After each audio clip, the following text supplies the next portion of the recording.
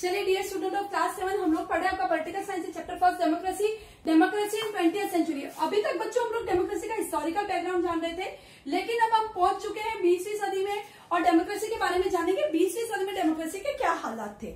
Democracy in the 20th century, the end of the first world war was the temporary victory for the democracy in Europe. Europe में जब first world war खत्म हुआ बच्चों, यानी प्रथम विश्व युद्ध था, जब वो खत्म हुआ तो डेमोक्रेसी जो थी उसकी टेम्पररी विक्ट्री हुई थी, यानी परमानेंट विक्ट्री नहीं थी, परमानेंट जीत नहीं थी डेमोक्रेसी की, कुछ समय के लिए थी in Europe as it was preserve in France and temporarily extended to the Germany. France में डेमोक्रेसी की स्थापना हो चुकी थी फर्स्ट वर्ल्ड वॉर खत्म होते हुए, लेकिन जो जर्मनी जो था वहां पे एक्सटेंड हुई थी, बड़ी थी डेमोक्रेसी आगे। Already in 1906 full modern democratic rights and universal suffrage for all citizens were implemented in Finland। लेकिन फिनलैंड नाम की जो जगह थी वहां पे 1906 में, बच्चों मैं बात कर रही हूँ फिनलैंड की, in Europe,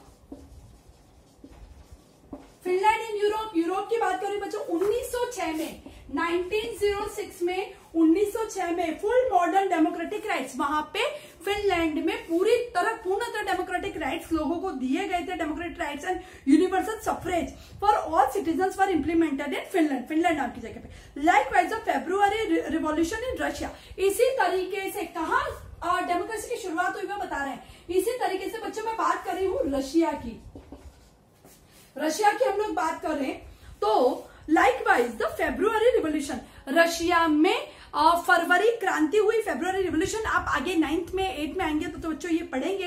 February revolution in Russia इन 1970, 1917 का बहुत बड़ा रिवॉल्यूशन माना जाता है बच्चों, फेब्रुअरी क्रांति मानी जाती है, फेब्रुअरी रिवॉल्यूशन माना जाता है 1917 में। Inaugurated a few months of liberal democracy under the Alexander Kerensky until Lenin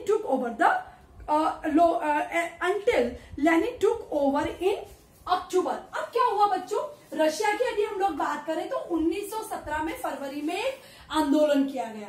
उस आंदोलन के जो ओनर कह सकते हैं, तो उसके बाद जब आंदोलन हुआ उसके बाद अलेक्जेंडर जो थे,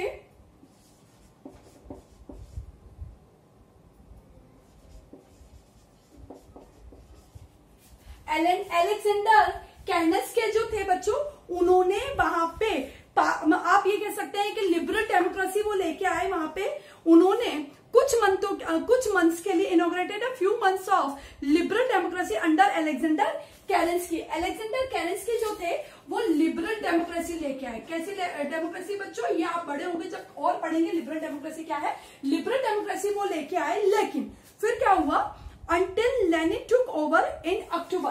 लेकिन ये मैं बात कर रही हूँ बच्चों फेब्रुअरी की, ये मैं बात कर रही हूँ फेब्रुअरी की, लेकिन वही रशिया में अक्टूबर में लेनिन आए बच्चों, उनका शासन आया रशिया में। अक्टूबर क्रांति जब हुई तो लेनिन आए बच्चों, तो उन्होंने अपना कंट्रोल कर लिया और ये जो लिबरल डेमोक्रेसी थी उसका वहां पे अंत आया। The terrific economic impact of the Great Depression hurt democratic forces in many countries.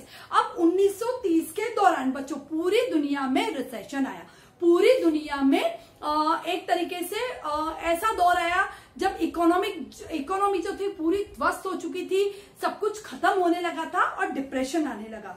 1930 the terrific economic impact of the Great Depression hurt democratic forces in many countries. बहुत सारी डेमोक्रेटिक फोर्सेस थी, बहुत सारी ऐसी जो ताकतें थी जो डेमोक्रेसी फैला रही थी, लेकिन पूरी दुनिया में आर्थिक मंदी आने के कारण, इकोनॉमिक डिप्रेशन का मतलब पैसों की कमी आने के कारण, जो ऐसे डेमोक्रेटिक जो ग्रुप्स थे उनके ऊपर भी इसका असर हुआ।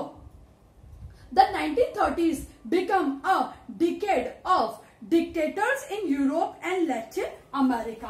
अब 1930 का, ये मैं 17 की बात कर रही हूँ बच्चों, 1930 का दौर जो आया, 1930 का दौर आया, इसमें दुनिया के कई देशों में तानाशाही, डिक्टेटर्स कौन होते हैं बच्चों, तानाशाही, जो अपनी अपनी चलाते हैं, जो किसी कोई डेमोक्रेसी नहीं, कोई जनता नहीं, कुछ नहीं, जो मैं कहता हूं वही रूल होता है, वो डिक्टेटर्स होते हैं in Europe and Latin America.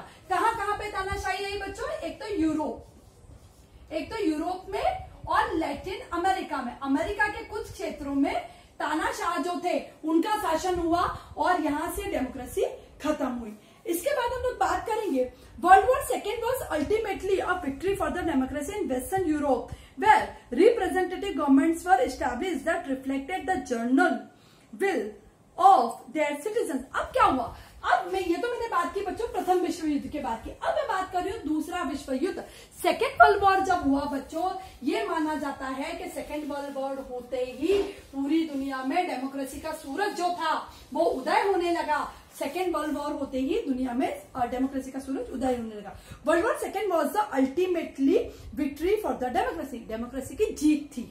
In the western Europe, कहाँ की बात करें हम लोग? वेस्टर्न यूरोप की, where representative governments were established, वहां पे चुनाव हुए। रिप्रेजेंटेटिव गवर्नमेंट का मतलब क्या होता है बच्चों? इलेक्शन वाली जो गवर्नमेंट होती है वो गवर्नमेंट, वहां पे चुनाव हुए, गवर्नमेंट एस्टैब्लिश हुई that reflected the general will of their citizen, और वो ये बताती थी कि उनके नागरिकों की जो इच्छाएं हैं, जनरल विल है, वो वहां पे वो पूरी कर रहे थे। That reflected the However, the countries of the Central and Eastern Europe, यहाँ के मैं बात कर रही हूँ the country of Central and Eastern Europe, अब मैं यूरोप पे आ गई। ईस्टर्न यानी यूरोप का ईस्ट हिस्सा और यूरोप का सेंटर का जो हिस्सा, मैं वहां की बात कर रही हूँ। यूरोप रिमेन अनडेमोक्रेटिक, यानी यूरोप का मध्य भाग और यूरोप का ईस्टर्न जो हिस्सा था वो अनडेमोक्रेटिक रह गया। In the southern Europe a number of right wing authorization dictatorship notable in Spain and Portugal continue to exist, वहां पे डिक्टेटरशिप जो थी बच्चों वो मौजूद थी, खास तौर पे स्पेन और पोर्टुगल में उस वक्त भी सेकेंड वर्ल्ड वॉर तक भी डिक्टेटरशिप जो थी वो मौजूद थी। बच्चों इसके आगे और कहां पे डेमोक्रेसी ने अपने कदम बढ़ाए, किस तरीके से वो फैली, हम नेक्स्ट क्लिप में पढ़ेंगे। Thank you very much.